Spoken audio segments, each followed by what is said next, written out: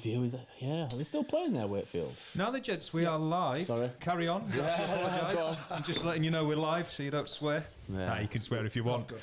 Earl, I've been so excited all week. So excited that you said yes. I've known you quite a long time, and everything I've ever asked of you, you've always said yes, which always blows my mind. So more fool me. I know. I thank you very much for coming in.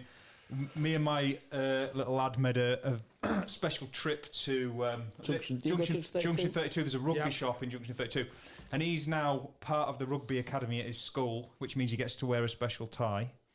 And they were on offer for £5. I said, get one of them. I'll get one of them because he can't run away when I ask him to sign it for you, and I'll get a picture of him with it. So he's absolutely buzzing.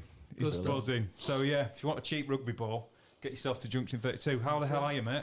Very well. Yeah, good. Yeah, a lot of changes in my life in the last few years, and all very, very positive. It's always good to see people like yourselves and that you remember from a long time ago. We've done some daft stuff together, some good stuff, and even a music video together. We have done a music video, which we're gonna have a little look at later on. But I was just saying to you before we started, I know you've been on a lot of adventures, but my first experience of you, I was kind of in the background, and I was living with Paul Riley's brother. I moved in for 3 months and I stayed 3 years, but that's another story. They once caught me in the bath testing a wetsuit out as well. I'll tell you about that later. You and Paul turned up at the door and we all went out on the lash. That was my first experience of you walking down into town, pub crawling it all the way. Yeah. So it was fun being out with a couple of Huddersfield A-listers at the time, thinking I was the man. I wouldn't go that far, but you knew it was always going to be an interesting evening if you were out with Paul Riley anyway.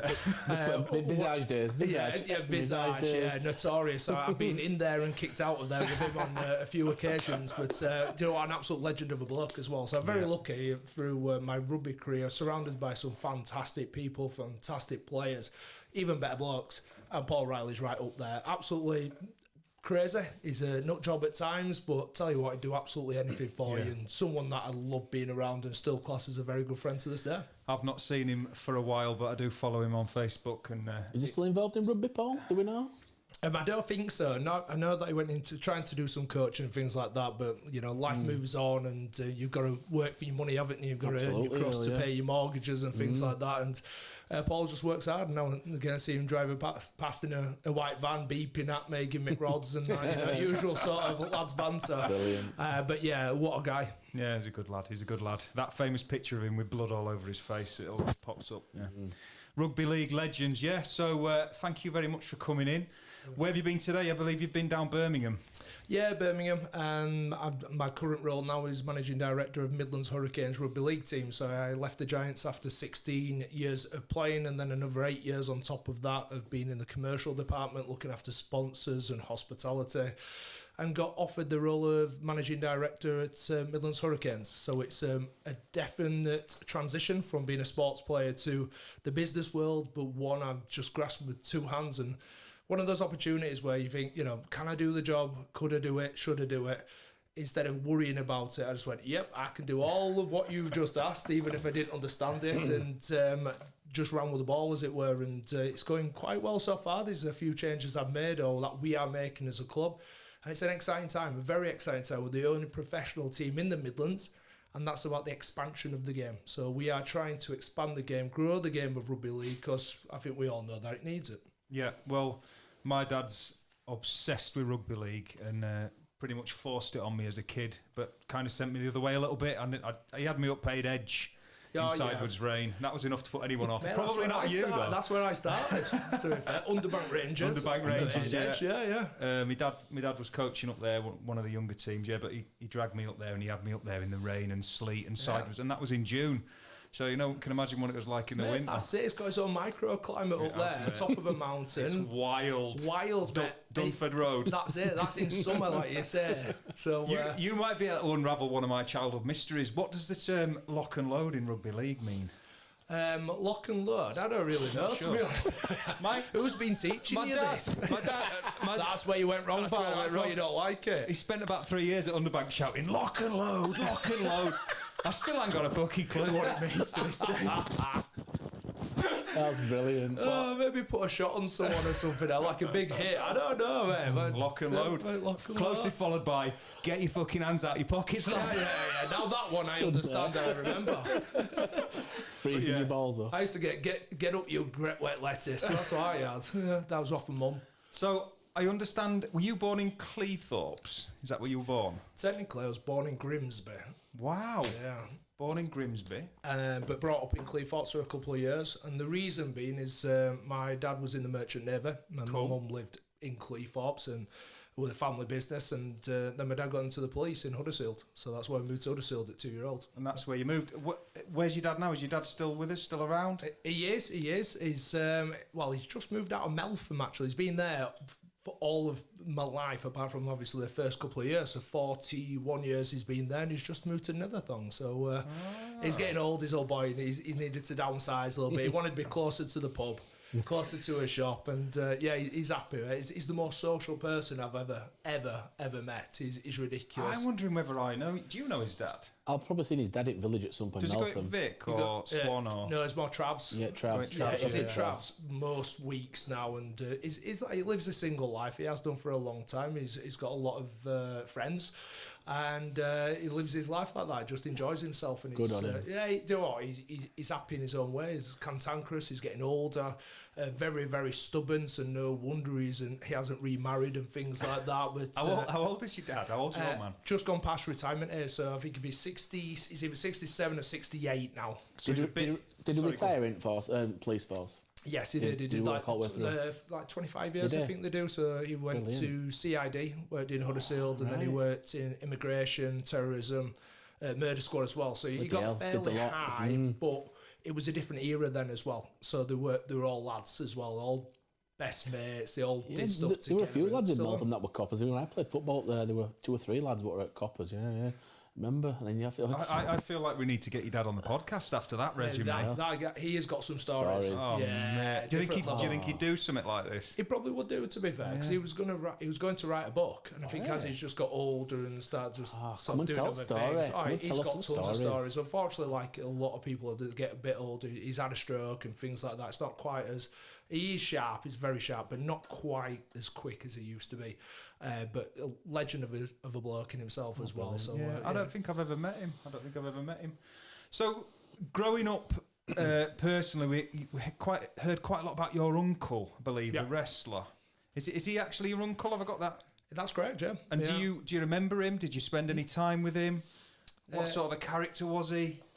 A big character, quite physically. Had the world's biggest chest at one point in the Guinness World Records. Yeah, the Guinness Book of Records. From Halifax, all my family, all the Crabtree family are from there. So there was Max, Brian, Shirley, and my dad as well, which was Jerry. So Jerry was the police officer. He was the black sheep of the family because he went into the police. He was a lot younger than the other brothers, and they all went into wrestling. But they ran British wrestling. So there was almost like a mafia. They were in total control of British wrestling, what happened, how it happened, and what direction it went into. And obviously Shirley was the star. But he was... Did you get to go when you were younger? Did you go watch? I watched him at Huddersfield Town Hall against Giant Haystacks, and also tag teaming with the British Bulldog as well. So the British Bulldog... The actual British Bulldog? The actual British Bulldog came over and did like an exhibition. Right. So it was run by sort of my family in that sense. It was massive. They were ahead of the time as well. They understood entertainment, how to do it. So they used to bring people into like the town hall. First fight would be a technical fight, and it would last half an hour, 40 minutes, while people were filling the hall up. The next fight would be quick, 2 big guys bashing 10 bells out of each other, and then the next fight was the main fight. It was Big Daddy against Giant Haystacks, and the grandma's getting up on the side of the ring trying to hit them and stuff like that. It's all real. That side of it was real. I'm not saying it was totally choreographed, but maybe within an inch of its life. But they were superstars of their days. There were no football on at that time, or not as much, and British wrestling on a weekend, Saturday afternoons with Dickie Davis, that's what everyone will tell you, World of Sport, 10 million viewers. Wow. ITV. Wow. Back in the day. Is that back in the day. 70s that then? Mid-70s? Yep, 70s. So late 60s, 70s, and then sort of early 80s as well. Doesn't it make you wonder how, like, all that sort of, like, when we were kids, because me and you are the same age, all that WWE and WWF, somebody must have seen what your family was doing. Well, Vince McMahon, wasn't it? Vince McMahon at WWF. But he saw the entertainment side. But he must have been because that predates that. So he must have seen that. He might have been The Britain American and thought, wrestling, I'm going to fucking take this and put it on steroids, maybe. Well, they're already doing it anyway. So they were. Right, okay. So they use a lot of wrestlers that came from America right. to make the name over here, and then they go back, and there's a lot that was over here that went over there.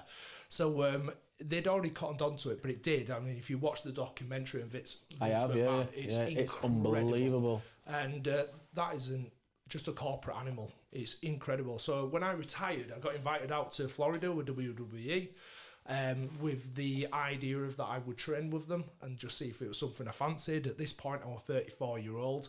Got over there, had a really good time. There's a wrestler in it currently called Satnam Singh, I believe. He's about 7'2", and he's one of the heavies. And I trained with him. Did you? I can't tell you he was the most mobile person in the world, but this guy was a freak. He was absolutely huge. I mean, he was a big boy. And even I'm looking up at him thinking, you're massive. Lovely, lovely guy. But he had a really deep voice, like gigantism, massive hands. And he was a basketballer in America, but come from India. A lovely guy. And they fast-tracked him straight through. Boom. Wow. Because he was so unique and so big. Entertainment. That's what they saw. What, what was it like for you finally not to be the biggest guy in the room? Mate, I was like a child. He could have put me on his knee. I don't know what that was. Just pick you up. Honestly, he was different level. But even I was fairly big compared to a lot of the wrestlers there. They're not as big as you think. Yeah. A bit like sort of like American football and things like that. They're not quite as big as what you expect. They have sort of like actors' heights, but this guy was genuinely 7'2". It's just a beast. Beast of a person. But I trained with him, had some conversations, loved it, and I learned a lot about it. And I was there with Triple H, so he ran NXT, which was like the championship of it, so not the sort of the Premier League level, it was the one underneath. Next down, yeah, and it was ran so professionally, it was incredible. I watched it on Netflix, it's unbelievable. So you're there, you're training. How did it feel like? Did you sort of immediately think, I don't think I'm going to like get into this, or did you think actually I'm having this, or what was your thought process when you were there, and why didn't you go ahead with it? Several reasons. I went over there as an invite and it was all paid for, which was fantastic. So the first night I went out and I just had a couple of operations for injuries. I couldn't really go through with everything they wanted to do. So I went out and had a few beers, made the most of it, and felt it the next morning as well when I had to go training.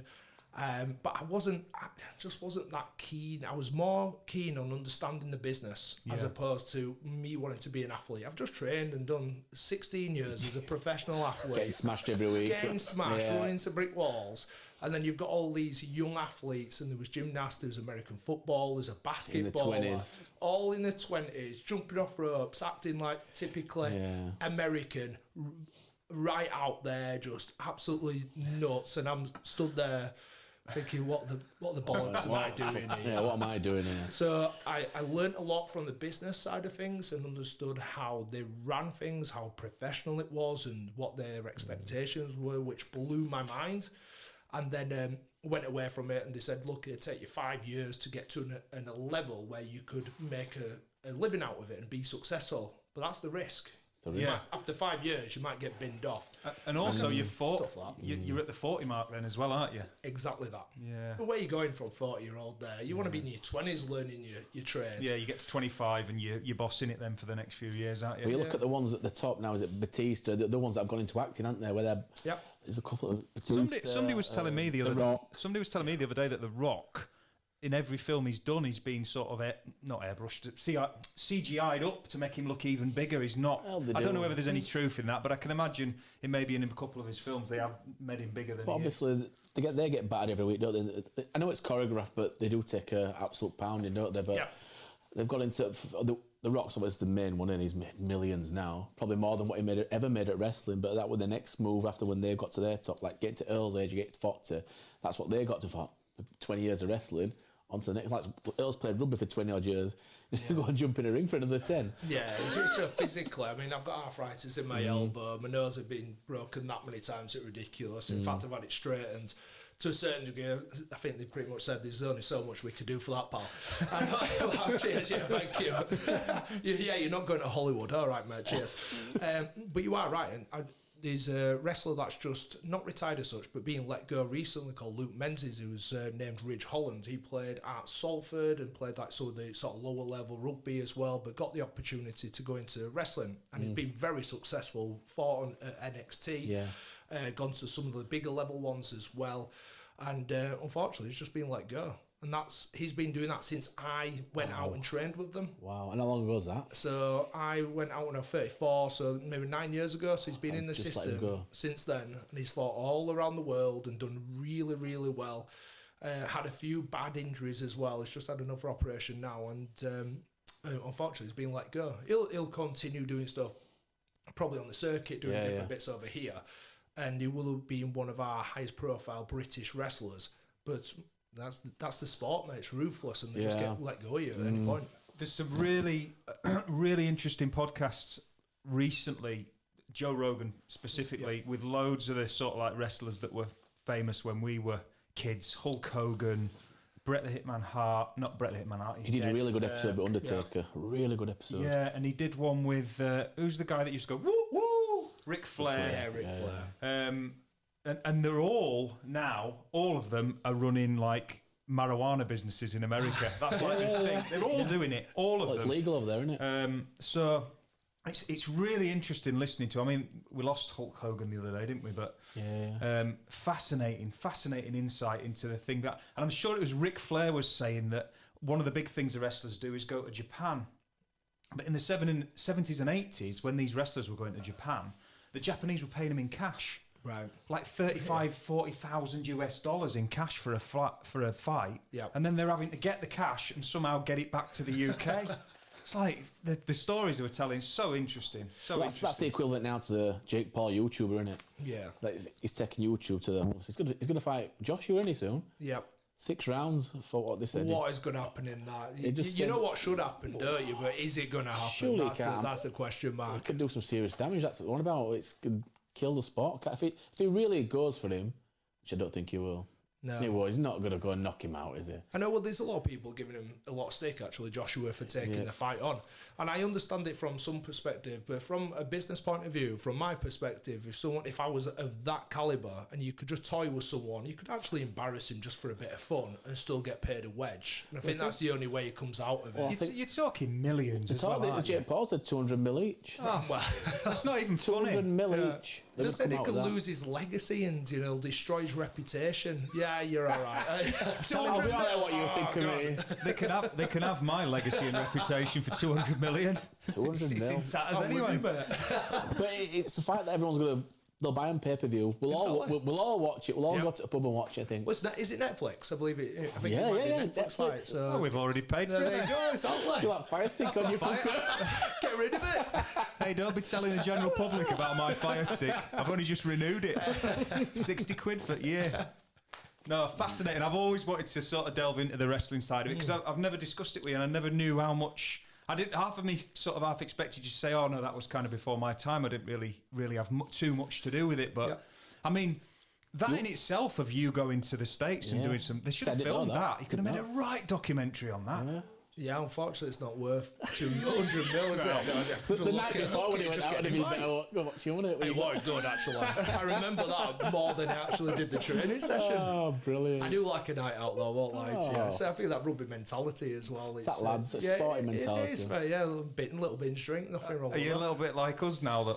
Not him, I'm not including that. I struggle a bit now. I'm a 2-day recovery now. I've really struggled. I think just get back on it day after. And with you, get back on it, Earl. Get back to Travs. I know, honestly, I've just been to Budapest for a couple of days with the lads. I went on a stag do, and I didn't even know the stag. That was about 3 weeks ago at Benidorm. That was unbelievable. Like 4 days there. I've just done 2 days and then went out in Leeds. So I'm like a bit of a machine at the moment. But the problem is I don't train anymore. Not I do. I've got into the daily training. I don't train. Yeah, exactly. You're sporting training to keep you fit yourselves different. That's it. So I'm starting to do a lot more running. Earl's on Instagram. If guys want to follow him, he's on Instagram. I've seen you're running on canal, aren't you, and stuff? Yeah, I'm meant to be doing. I am doing. I booked in to do an ultra marathon next April, and that's 50 miles. So I'm starting to get some distance into the legs. But what I realised after retiring, I stopped training as hard. In fact, I stopped training at all. I enjoyed the fact that I wasn't as regimented. I could have a drink on a weekend. I could eat what I want, and I ballooned. I won't lie to you. And the metabolism slows down when you get into your mid-30s. I'm like, oh crap, what's happening here? I'm getting massive. And then I saw a picture, and my head, I look like a bison. It's like this massive head. So I started running, but I love it. Running's the best one, isn't it? Brilliant. It was introduced to me by a girlfriend of mine called Mel Sykes. She's an ultra marathon runner from Meltham. She's incredible, and she'd been telling me to get into it. Look, it's good for you. I'm like, yeah, but it's crap in it. Like, it's boring. I'm massive. I can't run very far. And went out for a few runs, but the more you do, it's like anything else. The better you get, the more you enjoy it. And then I signed up to this, and it's given me a little bit. It's a goal, innit? You've got something to aim for. Yeah, I'm massively on board with the running. You like running, don't you? When I walked in here today, I whipped this top on it. George bought me a little present. Hang on, let me just show. I've been Lanzarote. Pink Lanzarote. He sent me a message. Do you want the pink one, or do you want the larger XL? I said, I'll have a triple by the looks of it. Yeah. I says, I'll have the pink size as well. I'll have the pink one. It's a modern world. You know what I mean? Showing I'm doing my bit for the modern world. And so, but I'm massively with you on the running. And I took my top off earlier, and he went, "Frickin' hell, well, you're wasting away. What you doing?" I said, "I've lost weight." So you lost a bit. You don't carry much weight anyway. I know I've lost a bit of weight because my jeans are a bit loose on me. I've had to make an extra notch in my belt. I looked on your Wikipedia. It said you were 18 stone. Well, are you still about 18 stone? No, no, definitely not. I'm probably more 19. I've been 18 stone since I was about 15 years old. Wikipedia's a little bit out of date. Gives you a rough, yeah.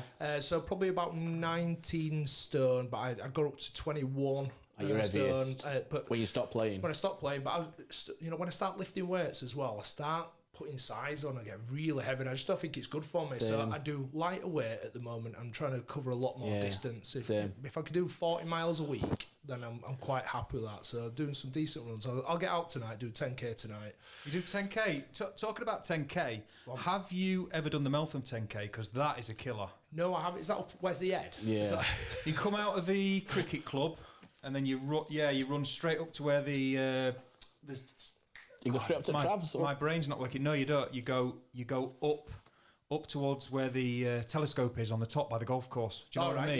Yeah. By David Brown's airfield, all the way along, and then back down by the Travs. I've done it once, mate. Yeah. I do that. I like. All right, no, it's good, but it's a killer because of the hills. Yeah. But I think I came 150 out of 300. And I wasn't into me running at the time, so I was quite proud of that. I agreed to do it with you, but I went on piss night before. You come here. You never turned up, did you? No. It's the story of your life, that. I went straight back to Swan, I think. It's very freeing having a mate that don't give a fuck if he lets you down, because then you don't feel as bad when you let them down. Yeah, that's what I mean. It puts in the bank for you then, doesn't it? I guess. You got to have one of them mates, haven't you? So Meltham 10k. Have you done any of it? So you'll do 10k tonight then? Yeah, just as on the canal. 6 miles. Yeah. It's nice on that canal, though, isn't it? Yeah. Did you jump on at Millsbridge and go towards Slough at Linthwaite? That's the one, yeah. So that's exactly where I jump on. I did it before I went to Budapest the day before. 53 minutes, which is good pace for me. Decent, that. But tonight it won't be. I've got 3-day hangover, just, it'll just get out, get a sweat on, just clear the mind a little bit as well, and just feel better about things. I did it this morning after fortnight in Lanzarote. Gym this morning. You could feel it just come pouring out here. And sitting in sauna, I thought, like head spinning in sauna. But you do feel loads. Too much Guinness. A lot of it's thinking time for me as well, and not that I've got anything sort of negative going on, but it just gives you a little bit of clarity as well, especially work-wise. I've got a lot going on, trying to work about what we do next, prioritising things. I was thinking that time to myself. And do you run music on, Lil? I've got to do, yeah. Just the longer distance, I get bored. But at the same time, it's just background noise, although it's pitch black on that canal now. I know. And even I'm like crapping myself sometimes. I'm the biggest, scariest thing on this bloody canal. Is that canal squirrel moves as well. Have you got any long term like injuries leg wise that knackers you a bit running or anything like that? You're all good. No, you do what? I've come out of it really healthy. So when I retired, not many people know is that I didn't retire because of injury. I didn't retire because I basically had enough as such. I retired because I was forced into it by the club, and I don't mean that in a negative sense. The coach at the time just didn't fancy me. He didn't like me as a player. I was getting a little bit older. 34. I had another year left on my contract. And he wanted to bring a younger Australian in for a little bit less money. And he made a decision on me, and that was pretty much final, and got dragged into the office. I just broke my ribs a couple of days before in my final game in the playoffs. And went into the office. He says, I don't see you in the salary cap next year. That's the problem with a salary capped sport. Would that have been Ken Davey? No, so Ken has nothing to do with that side of things. He's right up there, and he's genuinely a legend of a bloke. Yeah, but at the time, it was Rick Stone. He was the Australian coach that had come in.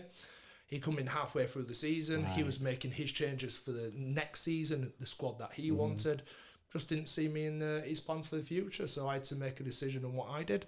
The club had to make a decision through the MD and what they wanted to do with me, whether I went on loan for a year, whether they paid me out, whether I went into the backroom staff. Were you still in contract then? Were you on contract? Yeah, I had a year left. You had a year left. So they had to pay me out in some way, but instead of taking a payout, what I did was start to work in the background with the commercial department in the office. Yeah. And I took a 3-year contract on less money to give me some stability and give me an opportunity to transition. So I think clever, really. It was the best decision I could have possibly made. I was upset with the way it was handled and the fact that I just got binned off after 16 years. Didn't even get a goodbye. So did you get a testimonial? I had a testimonial after 10 years. Yeah, you got it was more, I didn't get to finish on my own terms, which was disappointing. And I would have liked to play the final game and it be recognised a little bit. And I don't mean to sound disrespectful or anything, but Leroy Cudjoe has just done the same. He managed to get that sort of final game and the way. Say goodbye sort of thing. Riley did one. We went to Leeds and it was a joint. Oh no, that was his centennial. He did a joint game. Keith Senior, I think it was. Yeah, but again, I think with Riles, it didn't quite work out the way it should have worked out. What he deserved, and I felt that a little bit with myself. But there's a bigger picture. Once you finish as a rugby player at 34 year old, you've still got another 30 odd years, the same again, to work and to crack on. And that's what I did. I embraced it. That stuff. That's the way it is. It's not the picture perfect. It's not the fairy tale ending. But I'm not done neither. I'm making my own moves at the moment. Brilliant. So it's like I'm just knuckling down. I'll do what I need to do. I'll work as hard as I can. I enjoy what I do now, and it all swings in roundabouts. I'm comfortable. So what else do you do? Have you got any other spare time outside of all the things that you do? Is there anything else in your life? Do you do fishing? Do you do anything crazy? Or what else do you like to do? Or are you just so busy with what you're doing and all the projects you've got ongoing that there's no room for anything else like that? There's always something you can do in there. I always find time to do things that I enjoy, and I think that's very, very important. I've got into golf. I do like golf, but I've had a bit of a year off on that because I don't play enough, and you need to be playing, I'd say, at least twice a week. I got down to 11, which I was really comfortable with and happy, but to maintain that's really difficult, and I've just gone off the boil, then I played and not enjoyed it. Clay pigeon shooting, I've got shotguns, so I started to get into that, but again, it's the time element, being able to get out, and I love being... having that adrenaline and stuff like that. Shooting guns is absolutely fantastic. Recommend it to anybody. Maybe not anybody. And then metal detecting is another one I do. Detectorist. Detectorist, yeah.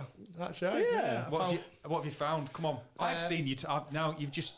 tricked my brain. I've seen you doing this, actually. I'm sure I've seen a post with you doing this, maybe on your Instagram or something. Yeah, I do quite a bit around Meltham, actually. So I've got permission on a bit of land just above the Travs, and I've got some more sort of family ties on the way.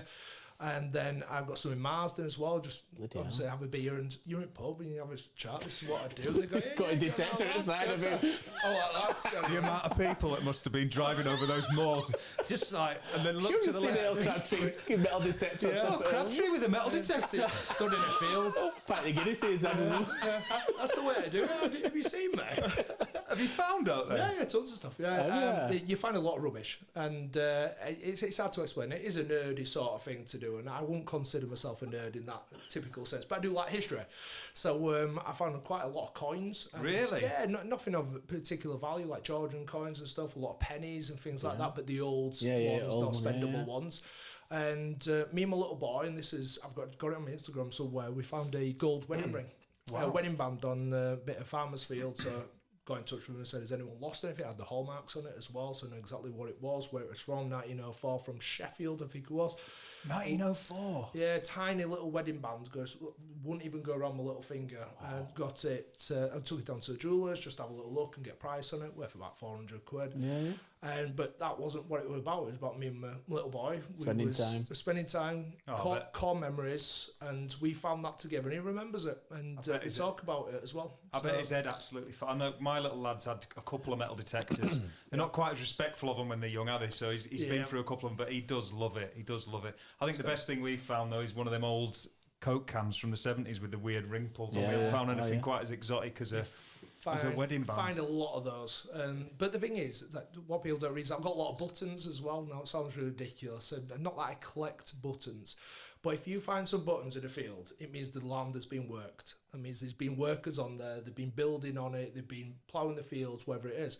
Now these people also carry money, they carry jewellery, people will drop stuff. So you're digging up those little bits of history of what's happened over there for over hundreds of years. It's crazy. Did you manage to trace the wedding ring owner? I mean, if it's 1904, it's highly unlikely, but... No, I spoke to the farmer and let him know. So anything over a value of like 500, you've got to split anyways. Right. Like, sort of like rule of thumb. And if you find like Roman coins and things like that, it's a different story altogether. If you find a hoard, if you look enough to find it, then you have to actually tell but it's like the historic committee that you found this here, so they can actually pinpoint it and say this has been found here. But with that, I just let him know, has anyone lost a wedding band? And he said, nah mate, you're all good, so just keep it. Did you keep the money though? Did you split the money? No, the ring's still at home. I'll keep it. I've got a collection of coins, buttons, anything I find of significance to myself, or it has like that sort of emotional attachment where it was with my little boy. I'll keep. It's good though. I would never sell it. It's not. So how did you get into that then? Who got you into metal detecting? So a mate of mine, Stephen Greason, who's a good bloke. We became friends a few years back, and he was into it, and he was dragging me into it. I was like, mate, I'm not interested. Like you setting the you like, what are you doing? Walking around a field, waving this bloody wand, and he goes, no, just come on. I've got a detector. We'll go onto my mate's land. So I went, stuff it. Come on, I'll come with you. Something to do. It's nice weather. So it showed me how to do it. And instantly I was like, quite like this. There's different beeps for different tones of metals and things like that. And then when you go over something, especially if it's rounded like that, you get this. So on mine, it's about 15 and it pings. You're like, ooh. You get a little buzz. What's this? Then you turn to the side to see if you get the same signal. With it being rounded, it'll be the same signal from every single side. So then you know you're onto something. So you pinpointed it into the ground, dig a hole around it, pop it out, and then you've got a little pinpointer. Then you find it, clear it off, and there you go. And within the first field, I found a penny, which was, I can't remember, sort of maybe 1894, that sort of era. Cleaned it off, and it was beautiful. I was like, that's amazing. I've just found that. I was digging up some history. It's fascinating. And it hooked me straight away. I was like, all right, damn it, I quite like this. But it's good for the mind. Because while you're doing that, all you're focusing on is what you're sweeping across, the noises it's making. There's no outside interference. And I mean, from the world, from your life, you could be in a really dark spot, but everything goes out the window. And I only ever had that with rugby. I get a similar thing riding a motorbike. I know exactly what you mean. A lot of people do get it with gaming and stuff. I'm not a big gamer, but riding a bike, I know exactly what you mean. You're on that bike. You got to focus, haven't you? You got to, like say, you do it, so you got to focus. I tell you what. Do you know Aidan, that singer is Storm? Do you know what I mean? Yes, I do. Yeah. So Aidan has done a house up in Linthwaite, and he found, I'm going to say in the garage roof, but I might be wrong. Somewhere in a roof, somewhere when he's pulling a wall down, found a letter from, was it 1976 or something like that? A young boy who lived there. A young boy who lived there. Have you seen this on Facebook? No, I don't. I'll have to have a look. So he found the letter, and he put it on the local Linthwaite group, Linthwaite group, whatever. You know, I can't remember the guy's name, but let's say it was Albert Smith. Does anybody know this guy? He lived here in the 70s, blah, blah, blah. Somebody knew him, Found him living in Australia. Wow. The letter. Reunited him with his letter. It said something like, I'm a 7-year-old boy, I've got to Linthwaite, I live in this house, my dad's just built his garage and I'm putting this here forever. Finds Fascinating. it. Aidan's knocked that garage down, found it, and then found him in Australia. Wow. So I've just moved into your old house. It's fascinating, that. Yeah, I love stuff like that. So, gear-wise then, metal detecting, it's one of them things where I bet you could spend like, what, 200 quid on one, or you could spend 3 grand on one that cooks your tea and makes you a brew while you're doing it. Yeah, that's it. There's different ones, and people have different, sort of like trainers. It's the same. Collections, collections, different ones, which different types you're into. So, like for me, I like, obviously, well, trainers-wise, is Nike. They fit me perfectly well. That's the ones I like and really comfortable in them. And it's the same with metal detectors. And the one I've got is an Equinox 800. I could get a better one if I wanted to, but that one's, I think it's about 500 quid's worth. But with everything else that I got with it. But that's me sorted. I don't have to worry about anything else. I won't even know where do you go and buy a metal detector, Earl? You just get them online. There's plenty of places, yeah. All right. I'm sure there's a shop somewhere with an amazing display. Yeah. I'm not that into them neither. You know what I mean? I'm not. So it's like, oh wow. I was like, just turn it on. Does this work in a field? That's me. I'm off. Get me a gold ring worth 400 quid. What about your shotguns, Earl? Where you get them from? Kirklees guns. I got one online from Browning, and then I got one from Swillington and Leeds. My first one I got, that was a Browning GTI. Do you have to have a licence? You do. Of course you do. Yeah. It's pretty. They're pretty damn. Asking for a friend. They're not going to let you have a shotgun. Oh, you have to go through that. I was just going to say, you have to go through some shit on a yearly basis, I believe, to keep that shotgun licence as well, don't you? Well, you just have to behave yourself for a start, which is where you can't be walking to trans just outside of your pants. I can testify now, I would not be getting a shotgun licence. You don't need a shotgun. They question your mental health and things like that. Quite personal questions, but obviously have the gun cabinet and it has to be secured properly and things like that, and you go through all that. It's easier when you're renewing because it's a similar sort of questions. When I first went through, I was going through a divorce at the time. So I was like, so I believe you're going through a divorce. How's that going? Yeah, mint, mate. Yeah, great. You're taking all my money off, mate. It's fantastic. Yeah, we got on great. We're friends, really, now. What did you want me to say? Why is it you want an Uzi, Mr. Crabtree? So what are you going to be using it for? Let me think. Mediation next week. I might take it with me. Yeah, no, they really... I'm not going to go into too many details, but I do know somebody that's recently... Basically, the police didn't want him to re-get his gun licence because of something similar, sort of divorce, a situation that developed during a divorce, etc., etc. And the guy pretty much... I think the guy pretty much knew he was not getting his shotgun licence again after it, but he still went and did all the dance and asked him all the questions and... So they've got to do the right thing. I mean, if that's on you in it as well. If definitely, from the police perspective, if you give someone a shotgun license, also with an element of doubt in your head that they're not quite as stable as they should be, then they do the right thing. And it's good that they're strict, and they probably could be even stricter. To be honest with you, I'm lucky that I'm not lucky. I've got mine. I've had them for years and never had an issue, but that's because I've never been in a position where it should be an issue. But I don't use them very often. I'll probably sell them, to be honest, at some point. But there's a bit of nostalgia with it because the guns, I absolutely love them. They're mine.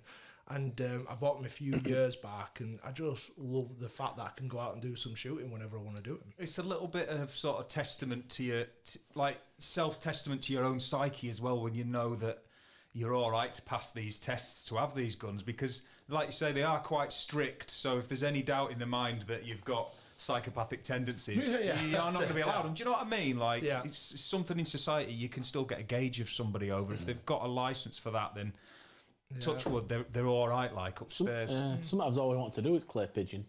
It's brilliant. It's well worth going. There's plenty of places you can do it. Yeah, it's fantastic. I genuinely love it. There's a buzz out of it because it does give you a kick as well. But you get different shots, like cartridge sizes, and I used to shoot a little bit of pigeon as well. So I used to go shoot pigeons and crows on farmers' fields and stuff like that. And I know there'll be a lot of people not into that sort of stuff, and it's controversial to a certain degree, but I enjoy doing it at the time. They do it at top of Meltham. I used to go running with dog up there, and I think, what's that noise? Huntsman, they do it up there, don't they? Somebody start running a bit faster. It's one of your ex-wives coming after your money, mate. I just think of that Fools and Horses episode, him and Rodney, when he's He's just got it at waist height. He swings around like this. Not a lot of people know this, Earl, but I used to be in the Navy, and I was actually a naval gunner. Uncle Albert. So I made a living from shooting guns. This is where I switch off when you got Navy. But I haven't got a shotgun license. But my dad was also in the army. So we went to this country fair a few years ago, Sandringham Country Fair. Right. And they've got all the guns set up and you can have a go with them. So my dad thinks that obviously I'm a laughing stock because I was stopping prune smugglers coming out of Iraq in the early 2000s. That's another story. Yeah. I won't bore him with it. But he says, come on, lad. Come on, we'll see who's better. We were both gunners. And I kept up with him, which he's still upset about to this day. Even with the blunderbuss. We had to go with the blunderbuss. Hey, it's quite hard with the clay pigeons, though. You've got to... You're kind of aiming... You're aiming in front of it, aren't you? Yeah. As it flies across. That's the difference. You're not aiming at targets. Unless they're coming straight at you, you're not aiming them. Even then, you're aiming just above them. And there's a delay with shots. And there's a skill. That's why it's competitive. Because obviously, with the shotguns, with the clay pigeon shootings, it's multiple fragments of metal going out, isn't it? Yeah. It's not a bullet. A lot of people think it's one bullet. It's ball bearings, essentially. And you find them out, and different shots have more or bigger ones in there as well. Different speeds as well, so you get used to a cartridge that you're comfortable with, but then you've got the different speeds of clays. So when you track through them, so as it comes from right to left, you track through it, you go in front of it, you keep the gun moving, you shoot, and you keep moving. And then the clay basically catches up the shots, they meet at the same time, and that's how you do it. But the timing of it has to be bang on, and if it's dropping, you have to aim underneath it. Right. It's all about anticipation. It's good skill. Timing. The wind's probably a bit of a factor as well, and all that kind of stuff. Yeah, they change direction, the clays as well, on the wind like that. They'll jump up and down. Well, it's basically a frisbee, isn't it? Yeah, essentially. Yeah. I used to live near an old aerodrome in South Wales, and there was a clay pigeon place up there. And as kids, it was the most wonderful thing collecting all the ones up when they'd gone that they hadn't shot. I had piles of them in my bedroom, and my dad used to say, "That bloody hell you're doing with all them clay bloody pigeons, lad." But they were all like sort of luminous colours and stuff. I used to collect all sorts of shite when I was a kid. Biodegradable them as well. Yeah, there's like some sort of black. I don't know what it is. What it is they're made out of? Clay.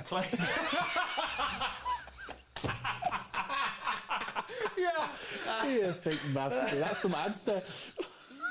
I'm going to tell that to you now. Sorry, you set yourself up. I did. Yeah, that was funny. I don't know what they're made out of, them clay pigeons. You and your dad. I haven't had a very good night's sleep, but there we go.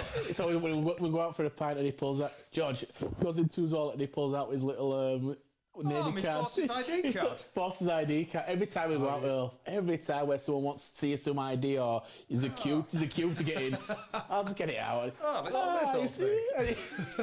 We're not messing about, Earl. Where is still it? got it Does now. that get you a discount? Some shots or something? Piss me. Every time he pulls it out. Let me just cover up the number because it's my password for fucking everything in life. Armed Forces veteran. Oh, hang on, I ain't got the right camera on. That's brilliant.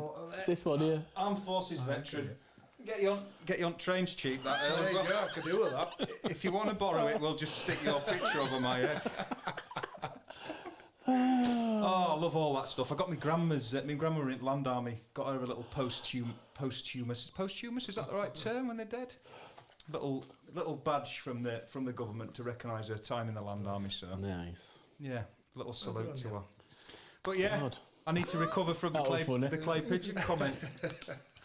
Got all that pigeon shooting clay. Oh God! I've always wanted to get into bow shooting, bows and arrows. And stuff. They do that top of Honley. Yeah, they do. I got into that for a little while. Isn't this? Must be women up there or something. Isn't there some sort of like English law that's still standing where we're all meant to do an hour's worth of bow shooting? Oh, really? Yeah, you know, like one of those laws that's never been quashed. That's funny. Yeah, that was funny. 16 years at Giants. Let's get off shooting, so we're going to get in trouble. We can't keep talking about shooting. He's obsessed. You see what I mean when he starts going off on one who goes back to Navy days and he goes back to violence. I said to him before we started, I says, we're not just going to talk about rugby. I says, I'm going to talk about all sorts of shite. Fucking talked about rugby. I says, I'm going to talk about all sorts of shite with Earl. I want to know everything and anything. Well, we've done wrestling, we've done shooting. Got to talk some rugby. Some lads have sent some questions in for him. Get some up. Let's have them. Get these questions up. Can I just take this opportunity, Earl, while you're here? Yeah. Can you sign this for my little lad? Of course we will. Can you still catch? Yeah. Get that. Let's get that on camera then. It'll be worth about Bloody hell. 50 quid when I stick that on eBay later on. What was it worth anyway? A fiver? I might have devalued this. It's £3 now. Stick your moniker on that. Barnaby will be absolutely buzzing when he gets that later on. Yeah, I've got to ask him this question because the lad sent in. They did say we'd ask him. What did he say? Ask Earl, what was it like playing at Bellevue Wakefield in its old state? And what's it like now the changes have been made? Have you been since it's been made, Earl? Yeah, it was shite. In a nutshell. It still is. No, you know what, I love, the best part of being a rugby league player, a professional rugby league player, obviously you enjoy yourself, as in going out was brilliant. But it's the banter with the fans. Genuinely. So I've been very, very fortunate that I got a lot of stick, and that sounds really random, but I thrived off getting shit off Makes people. you play better, doesn't it? 100%. I loved it when I was getting it in the neck. I don't know why, but I seem to play better with a bit of pressure behind me and someone giving me some grief, because in my own way, I get to answer them back, and it motivated me. Definitely. Now, over the years, I've had a lot of different chants against me, and a couple I could go into, and a few clever ones, some daft ones, get your hair cut, that sort of stuff, and just got all sorts of names. But when I went to Wakefield, one of the ones I remember, which was utterly awful, I was walking out, I'm getting absolutely battered by these fans. But I love Wakey, that pitch is fantastic. I'm close to fans. Cass were the same as well. And Wakey, I spent a bit of time there actually now through work and stuff like that.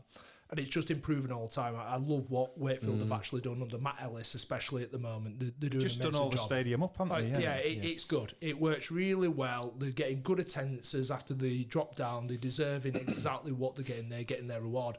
But I walked out against them, and they started chanting to me, "Where's your caravan?"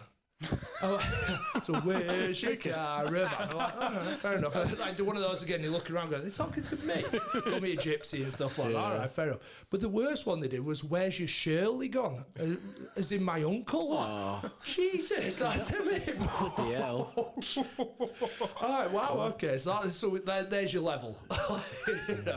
But then off the back of that, I've had all sorts of different things, but the best one I ever had, which I became known for throughout my rugby career, is one that was made at Celtic Crusaders. And I don't know if you know this story, but I'll tell it anyway. Don't know it. When I played away at Celtic Crusaders, it was on Sky. It's on Sky TV. This one I'm playing at Wrexham. Now Wrexham is a football stadium, a football town, as we all know. It's actually become massive. It wasn't quite as big then.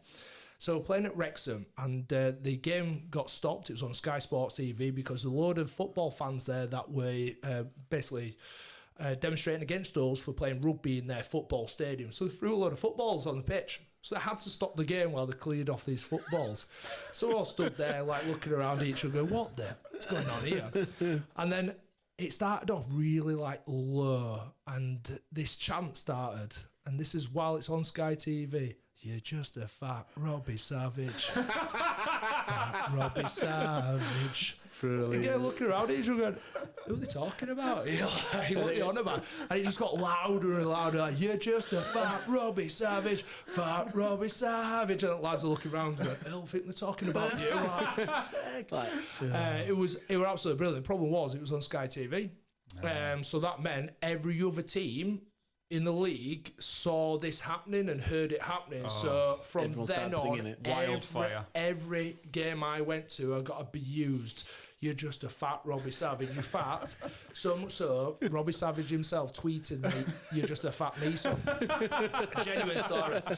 That's brilliant. And that stuck with me for the whole of my career. But I had loads of different things, and obviously having long hair as well is... get it all the time. Just get my hair pulled. But what a good one. It wasn't even an insult, really. It was just quite an amusing moment. When I was married before, my partner at the time, she had a Mini. It broke down, a flat tyre. So I went out, swapped cars. So I'm knelt down. I've got my hair tied back like that and fix it tyre. And a guy comes up behind me and goes, "Excuse me, love, do you need a hand? To which I turned around, stood up above this guy, towered over him, and went, "Oh shit, I'm so sorry, mate." He goes, I thought you were a woman like in distress. Oh yeah, with a minute. I goes, yeah, thanks, mate. I really appreciate it. Anyway, it took him 45 minutes to change that tyre. I'd have been quicker doing it myself. Well, I feel a bit left out. I've got a picture. You can't see this, Earl, but I've got a picture of me and you here. I'm just going to show everybody. This is that music video you did, isn't it? Yeah. So. Back in 2018. Is that when it was? It was 2018. Wow. I think how long had you been out of rugby then? When did you finish rugby? Just 2 years, I think it was. 2 years. So I jumped on and said, "Oh, will you come and do one of my music videos?" And you played.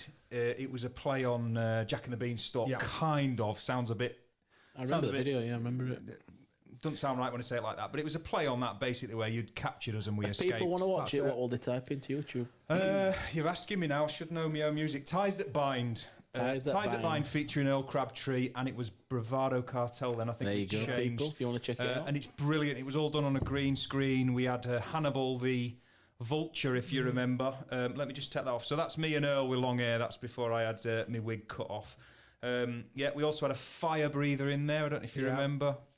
I really enjoyed that. It's one of them videos though where we had to run on the spot in front of a green screen, and we had so weird, wasn't it? We looked like a set of weirdos. It was brilliant. That genuinely, I still have really good memories, and that's one of the reasons I always say yes, because it creates memories that kind of stick with you. Yeah. And I absolutely loved that. It was a video. We had a right laugh. It was brilliant, mate. And it does. If I'm at anybody's house at a party, obviously, not that I'm watching myself.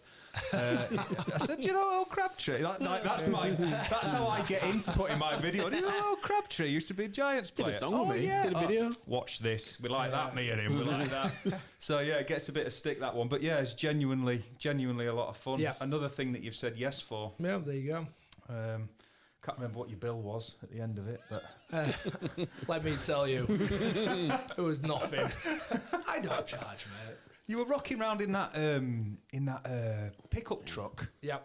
And I've had a lot of pickup trucks. Yeah, but this you always see your pickup truck. This one, the place had shut down and forgotten that you still had it or something like that. It was a Fiat. Yeah, it was a Fiat fullback. And Nissan was the company. So basically, they had one of these.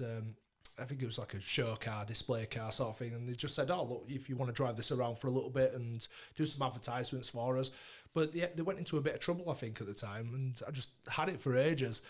And the only time they brought me back in for it was because it needed a service, and this was before the sort of fallout. And they brought it in and said, "Look, we'll send you away in another car for a couple of days, like just a little bit of a hire car sort of thing."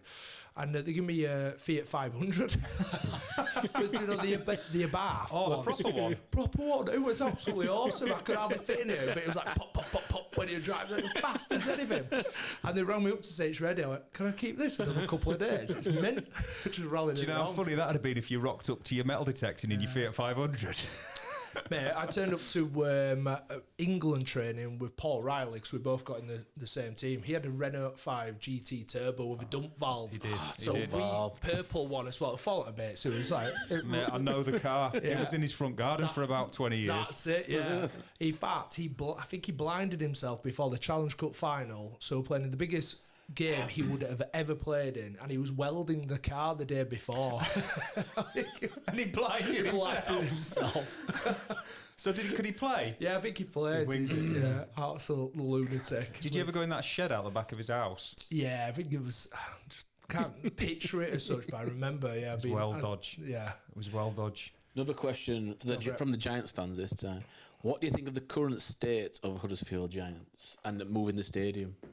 It's a tough question without trying to sound negative or anything like that. And I'll always be open about anything. And if anyone ever asks me a question, I will tell them honestly and how I feel. I think the performances have not been great. They found themselves in a lot of trouble, a lot of injuries last year. So performance-wise, not fantastic. Mm-hmm. Need to improve. Robbo's got a really tough job there. Love him as a coach, love him as a bloke. He's a great guy. I think he needs a bit more sort of support players wise. If he could keep them fit, they'll be all right. Yeah. If not, they are going to struggle a little bit. And I think it's an absolute mess with the stadium getting out of there. I mean, that is an utter mess of a situation. I don't know what's happening with... I know that Ken Davies bought Halifax. I'm not a big fan of all that. Right. But if I understood the bigger picture and what the journey is going to be and the vision is, then I'd accept it more. But I only see it as a fan, and as a fan, I'm not the biggest fan of it. No, they had to come out of the town stadium, didn't they? Because obviously you played there, Earl, so tell the people what it were like playing in when it's a 24,000 seat stadium, and when at the peak of the Giants when you were there mid-2000 when you got to the Challenge Cup final, what were you averaging in attendance then? Well, it changed when we were playing really well. So the bigger teams were around 10,000, which actually makes it good atmosphere. A good atmosphere to a certain degree. But then it dropped down, and I think even now we're talking sort of averages used to be around 5.5, and then now probably realistically we're looking at around 3.5, 4,000, sometimes less. There's no atmosphere, so the right decision is to get out of that stadium. It's soulless. And look, of course, even for Huddersfield Town fans, I don't think it's the best stadium for Huddersfield Town fans, even though they get a lot more support, but the corners not being filled in, it lacks a lot of energy. Said that from ages ago, when it were built, but why they never filled the corners in? Do you remember the bloke who designed that stadium? The one after, he did the Reebok Bolton. What did he do there, the first thing? Filled the corners in. Yeah, so Alfred McAlpine, wasn't it? I think. Yeah, he learned from his mistakes at the town ground, and a couple of years later, he built the Bolton ground, filled the gaps in, and it created such a better atmosphere. So I do agree with you there. When I've obviously been as a fan for the town games or a Giants fan, it loses, like I say, it loses for the noise. It does. It's not like a dome, is it? It doesn't. The noise goes out of the gaps. Isn't the whole place struggling a bit? Hasn't the golf course been... a long time ago they shut that down. But Huddersfield Town, I've got to say, are doing an amazing job. What they're doing, the takeover down there, the investment they're putting into it, on the field, still not where they want to be. But off the back of it, off everything else, so like making it more sustainable as a business, they are doing amazing things, and they will do and continue to do. And they need Huddersfield Giants to get out of there so they can crack on. The problem is when you work there, and I work there in the commercial department, is you're very limited on what you're allowed to do there as a team. So we couldn't have kids on at half-time playing, we couldn't have matches on before. There's limited stuff you can do outside as well. They're quite strict as a stadium. Remember. Yeah, I remember I was playing the local finals down there for Meltham when they did allow to play the local finals down there. You can't warm up on field, lads. We're about to play 90 minutes on this field. What do you mean we can't warm? You've got to warm up at the outside and behind goals. I'm like, what's going on?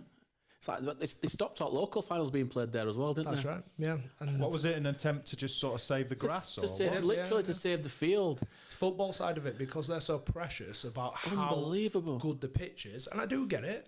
Genuinely, I'm not arguing that. But it takes away the things that you can do for a club.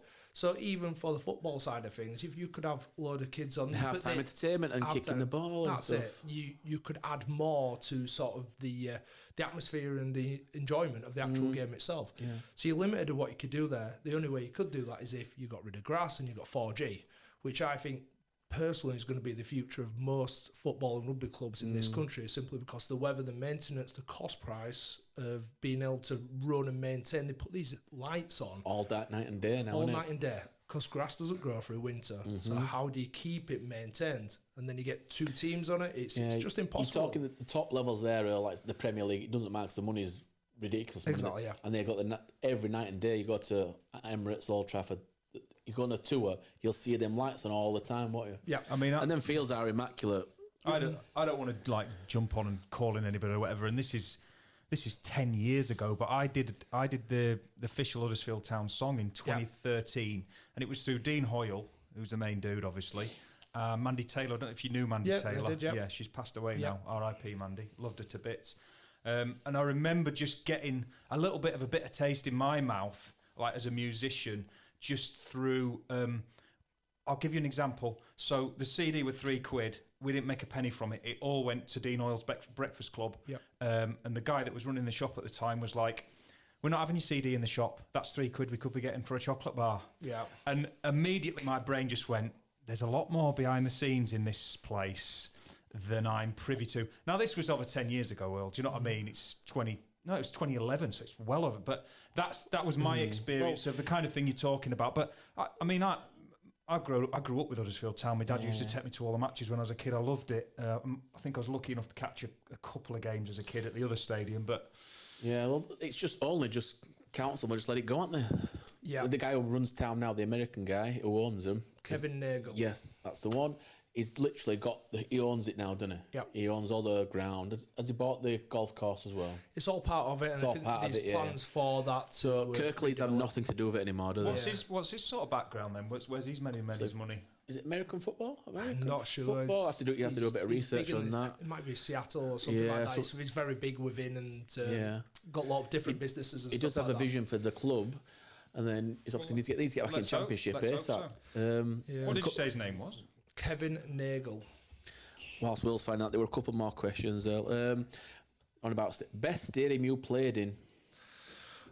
Difficult one, that really, because the best stadium, it all depends on your perception of what the best stadium is. Yeah, well, it could be atmosphere or whatever, exactly. or the field. Or the food after the game.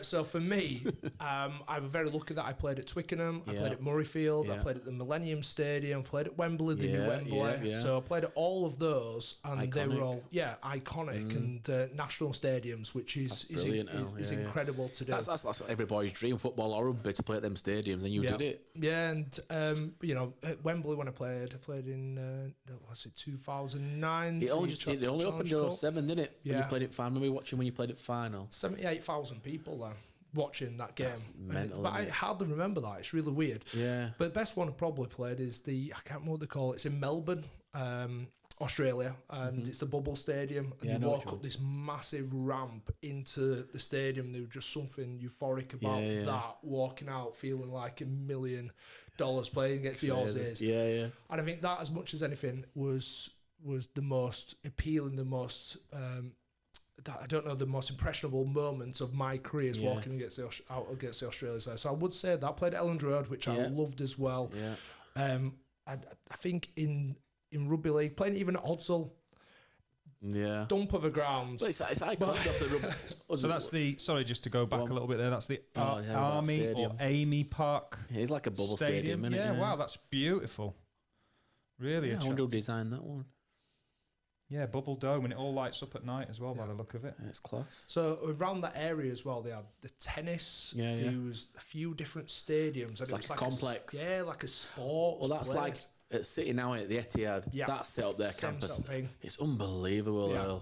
Since the Sheikhs have come in there, what they've done there. Annoying, because Huddersfield have the opportunity to do the exact same with thing. The land around it. You can make a small stadium. It's all been planned, and you could fit it on, but it won't be allowed, and it's absolutely ridiculous, because sport should be something that should be looked upon as something that brings the community actually together. And I understand technology and innovation and all these other things, but if you want the local community to come out, support the town, use the facilities as well, use the facilities and actually engage, that's the way to do it. So I just think there's too much emphasis on other aspects such as technology, innovation and work when it is more corporate and you're not thinking about everybody else on a lower sort of level that can come and actually be a part of the community and invest into the town in a different way.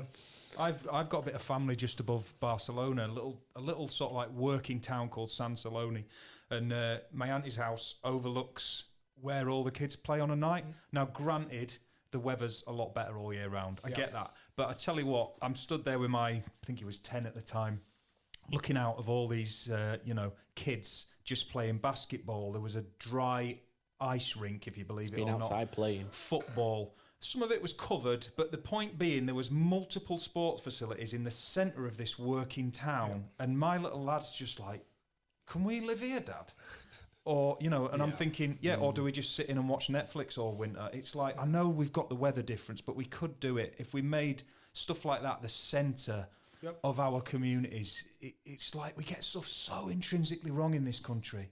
Totally agree with you. It could be the greatest place if we just invested right, and we don't. We just penalise everybody for having children. You step out the door, it's 150 quid to bloody blink at a bloody lion behind a box. Do you know what I mean? I know I'm getting on a rant now. No, but you're right. I'm with you, because I think those are the most important ages as well, especially between 0 and 5 is when you learn all your skills, especially sort of like motor skills and sort of like confidence and things like that, self-esteem, social awareness. And what we'd rather do is lock them in a house because there's nothing to do and you can't afford to do anything when you could get out and engage with people. And weather is the biggest factor in my eyes. And We need more indoor facilities where you can actually run around. And that's why I love play gyms, man. I think they're absolutely brilliant because they teach all different types of things, including the hand-eye coordination and balance, social awareness, again, where you're just interacting with people. And kids need it. And you're creating a better future for these children with confidence and educating them at the same time. 100%, mate. 100%. We get it so wrong in that respect. So wrong. Flipping quickly back to Kevin Michael Nagel. Let's hope that he does wonders for the Huddersfield Town campus. Is that the right word? He's made his money basically, in layman's terms, from pharmaceuticals in America. Right. So there's not going to be a shortage of funds there, gents. That's for sure. That is for sure. You got anything else you want to ask, Earl? We're coming up to about just over an hour now. I've got uploading that, by the way. Really enjoyed that. I've got another couple of quick questions. Go for it. Music, Earl. What floats your boat? What you into? What do you listen to? Are you a music fan? Are you not bothered? So normally I would say no. I've not really been into music as such. Over the years, I just like it'd be anything. Just how I feel, it's always gone on that. It's not been a particular genre or anything like that. But since I've been running, and this I don't know why, but what motivates me is a DJ called Andy Whitby, who's it's quite is it like dance music essentially, but more commercial. That's been remixed and it's pretty heavy. So like 90s dance music. Yeah, like that, like a lot we do, like a little bit of happy hardcore sort of vibe, but sort of like dance music or trance, I don't know, but it's I love it. I actually saw him live at 90s Fest, which wasn't really my thing, but when I got there I was like, I like this guy. So that is my... And in fact, Andy Whitby. Andy Whitby. Yeah, it's not for everyone, but there's some good songs in there, and I use it for running. I'll check him out when I'm going for a run as well. My tempo a little bit. And then I like country music as well. Country music? Yeah, just got into that. Country. Yeah, I think it's become more... My favourite guy is Colter Wall. You're not massive on him, are you? But I love... Do you know Colter Wall? Not sure. I'll have to look at that. Have a little listen. I tell you what, I'll take Andy Whitby off you. Yeah. You take Colter Wall. I'll enjoy that. It's like Johnny Cash brought into the modern day. He's unbelievable. He's massive following. He's massive in America, but his voice is just like... Honestly, the deepest voice you have ever heard. So I like Chris Staple, and I think that he's the one, isn't he? Oh man! When he comes here again, I've got to go watch him. Yeah, I'd love to. One of his songs, Colter Wall, is about a cowboy marrying the prettiest girl in the village and then coming home and finding her in the creek with another man. Like the end of the song, he shoots her dead in the creek. Oh, it goes back to shooting with you. Well, what are them clay pigeons actually made out of? I tried to get it to questions to rugby and brings it back to shooting. There was a couple more questions, actually. Someone asked the best player you played with at rugby, obviously. Again, different perspectives, but I always probably hold in high esteem is Danny Brough, Man of Steel. Brett Hodgson was another one who got Man of Steel. So anyone who gets Man of Steel. So for the ones I don't know, when you play in Super League, the vote or the players vote for the best player in the league that year. That season, and Danny Brough got it. Right. And he was incredible. Good mate of mine. Totally. We like chalk and cheese, but we got on so great. He's really tenacious, very angry, only small sort of guy, but stacked at the same time. Tough as boots, fast as anything. Most skillful players I've played alongside. Could be temperamental and got a few yellow cards. He could get like a little bit fiery and abuse the referees and stuff like that. It turns out you can't call him a bent bastard all the time. It didn't go down too great. But I tell you what, if you want a winner in your team, he was the winner. And if you wanted a leader to take you into battle, he would be the guy who, at the front, takes his top off and go, let's have it. Do you know what I mean? And you're like, Bruffy, come back, mate. Just had to rein him in sometimes, but brilliant. Honestly, I just like that's who you want to go battle with. And best player you played against, someone asked. Again, very, very difficult because I played against Australia, I played against New Zealand, especially those two, a lot in Super League over a long period of time. I'd give a couple of different ones here for different reasons. So when I played against Australia, Greg Inglis played, who's unstoppable in his time, mate. Ridiculous. Darren Lockyer, who's now a part of an investment group that's taken over London Broncos, so another great player. Billy Slater, absolutely rapid. So these you can just keep naming the whole team basically. But in this country, someone I always give a lot of credit to because I had a lot of battles against him, and whether he be classed as the greatest player or not is irrelevant. He's probably the toughest player I've ever played against was Stuart Fielden. Right. Played at Bradford Bulls. He was voted the best prop in the world, and he was literally unstoppable at one point in his career, on his day. And I don't forget that because I used to have some run-ins with him, and I'd always try and get one over, and he kicked 10 bells out of me and put my nose straight across my face, and he ended up playing for the Giants. And I instantly, when he came to the Giants, I thought, I'm not going to like this guy because we've always been sort of like enemies to a certain degree.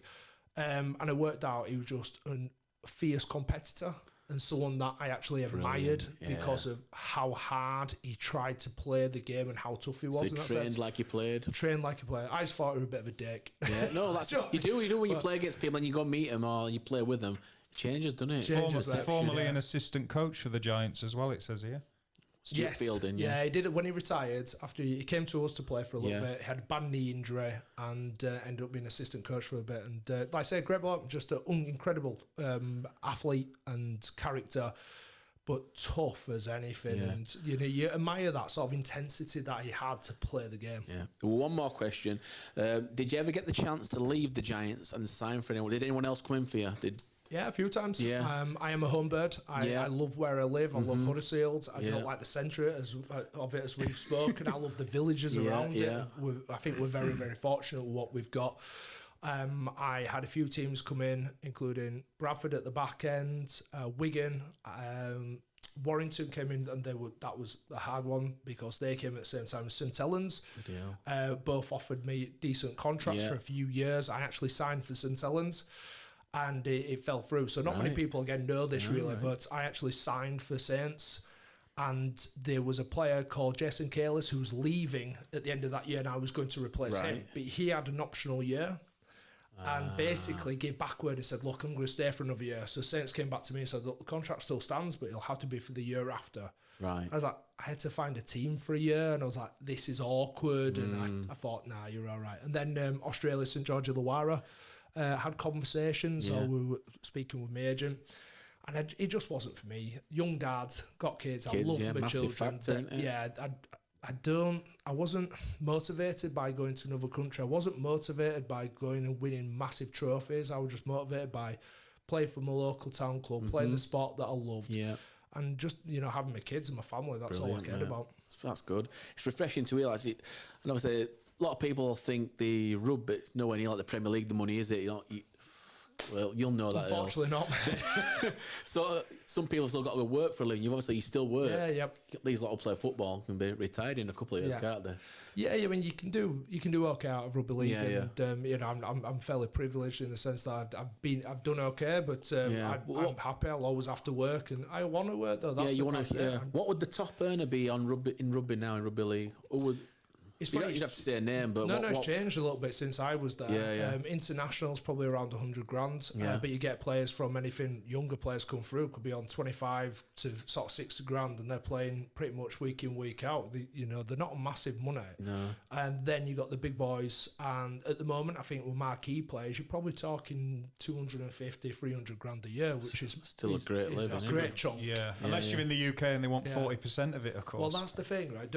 Don't be fooled by that, because that could be a 3 years, and don't get me wrong, that's a wedge, good money, but you are taxed to high heaven on that. That ain't going to sort you out for the rest of your life for a few years, getting that sort of money.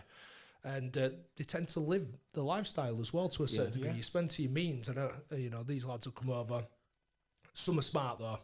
Send it back and do the right things. Don't buy flash cars, but sports people as well. And I remember even Michael Lawrence, who was there for 15 years, I think he was still driving the same Fiat Ibiza or something like Fiat Ibiza. Or some people are just wise with the money out there, some people are not. It's not just that though, is it? I mean, rugby league, you get your body's taking some stick, Earl, in it. You're taking some stick, especially if you're playing like you were just saying all the time like that. Your body's getting some knocks. I've had 15 rugby related operations. I mean, in my elbow, I've had 4 on that. It's absolute peace. I've got arthritis in it. It'll never be right. I can bend it to there, but I'm not in pain with it. No, just click then as a distraction. is this something set up for sports players and specifically rugby players where you've got some sort of pension? You know, like if you're in the armed forces, you get an armed forces pension when you get older. Is this something similar to that for rugby players? That's a really good question, because no, there isn't. And it's weird, something that's been debated for years, is having their own players' union that would help towards that. So if you want a pension, you set up your own pension. Luckily for me, I set one up years ago. So I had a good financial advisor that advised me and said, this is what you need to do. I got the education early. And I did, and I've still got a pension.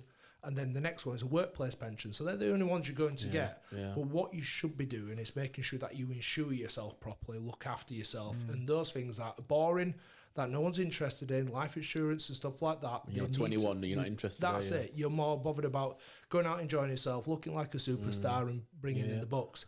But you've got to think about your future, and I don't think there has been enough education, but each club now has a wellbeing officer that will sit with each player and find about who they are, what they do, what kids they've got, all that sort of stuff. What are you setting up for the future? Do you want to do any education? What do you want to do after you retire? So I think that's fantastic what they're doing. Yeah, it's just something I thought about the other day, actually. There was one more question. The current state of rugby league, are enough kids playing it? Should more kids be playing it? The current state, is there enough? No, not in the slightest, and it's getting worse. Yeah, is it? Yeah, without a shadow of a doubt. But I think society is turning that way as well. I don't think there's enough probably kids playing football as well. Genuinely, sport in general, especially with the weather. I mean, the weather at the moment. I mean, it's getting drier and warmer sort of through summer, but then it is just so wet and miserable. There's no facilities, dark.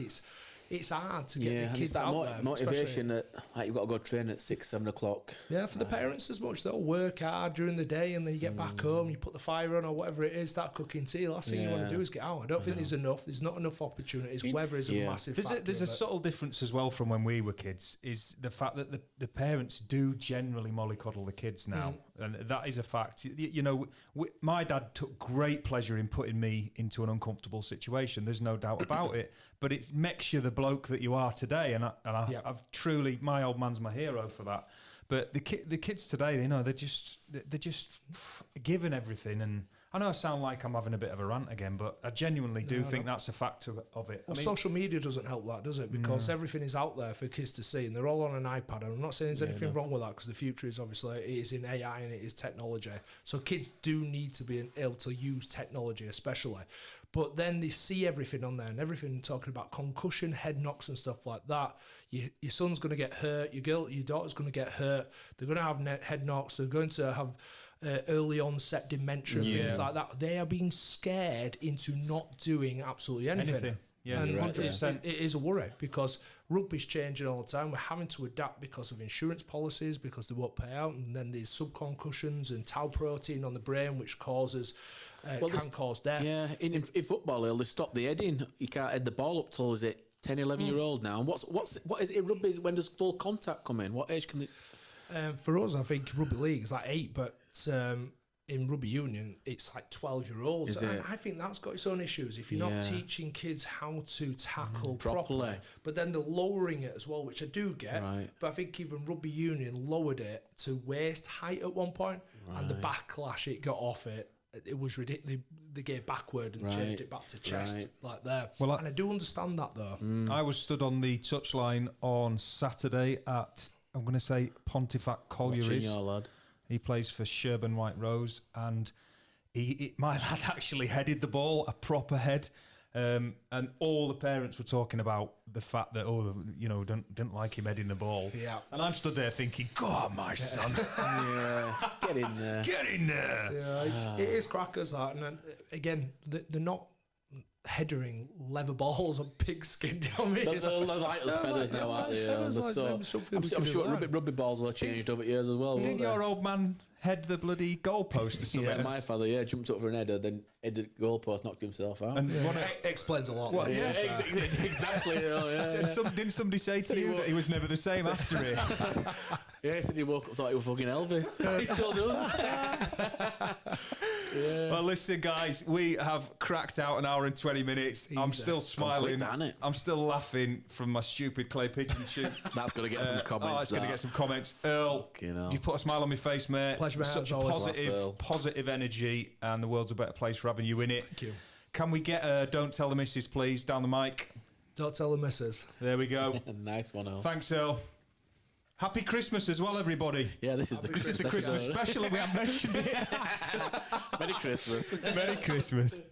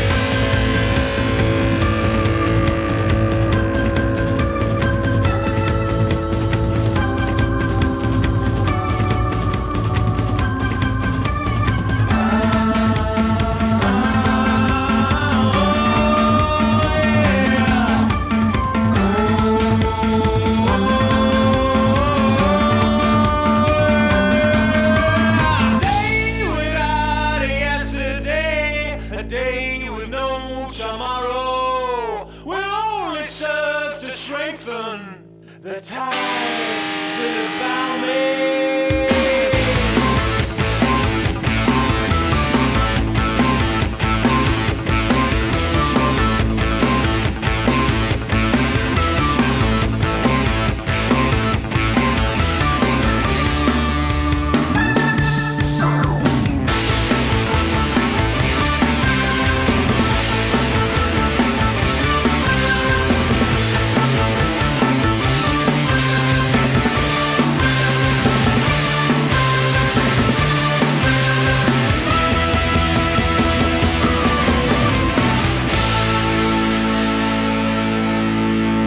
Thus have a mug of ale for me and me mate, for we have been pitched in battle for 10 weeks, and have the king's first for the frosty brew that thou might have for us.